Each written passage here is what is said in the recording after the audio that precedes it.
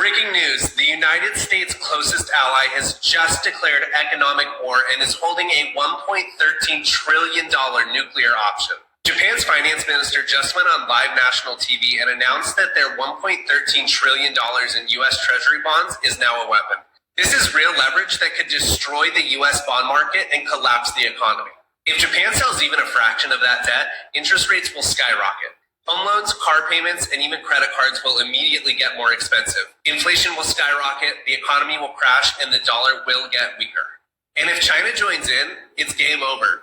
Together, China and Japan hold over $2 trillion of U.S. debt. A coordinated dump could collapse confidence in the U.S. bond market, which is the backbone of global finance. This would force the U.S. government to pay way more to borrow money just to stay afloat. Medicare, Social Security, and federal salaries will all be at risk. Your tax dollars will just go to damage control. This was a surgical, calculated warning. Trump's trade war has officially triggered an economic counterattack. The message is clear. Keep pushing Japan and they'll light the fuse. And if China follows, America will burn from the inside out. What the United States is saying is completely unreasonable. Their logic is all over the place, and there's no consistency at all. However, when Japan negotiates with what they are saying, to be frank, it's akin to being extorted by a delinquent. If Japan gives in, thinking it's a negotiation or a deal, and compromises on its position, it sets a bad precedent as a customary practice. If you give money to someone extorting you, they'll just come back to extort you again. In the first place, even their equations are completely nonsensical. I wasn't good at math either, but if that equation appeared in a math test, it would definitely score 0.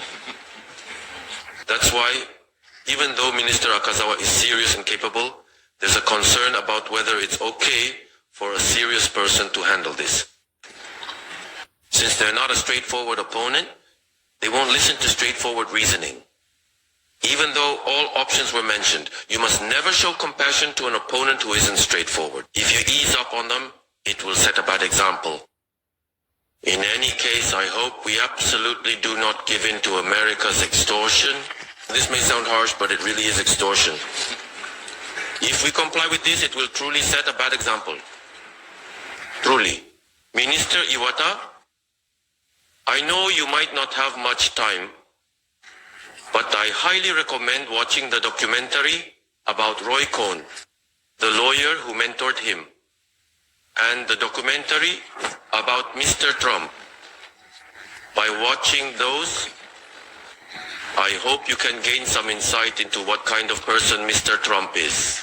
When you watch it, you really get a sense of, oh, this is the kind of person he is. During the tariff review, he was so relaxed that he went to his own golf course. It wasn't a decision made after much deliberation. He's really mocking the world. Well, you know, Minister Akazawa is a serious person, and Minister Iwaya is also a serious person. So if you approach that person seriously, you'll definitely just get taken advantage of. I believe that Minister Iwaya was quite spirited in his younger days, and I hope he remembers that. Even now, Minister Iwaya is full of energy, and I urge him to demonstrate that spirited nature in negotiations with the United States and to promise not to yield to any extortion.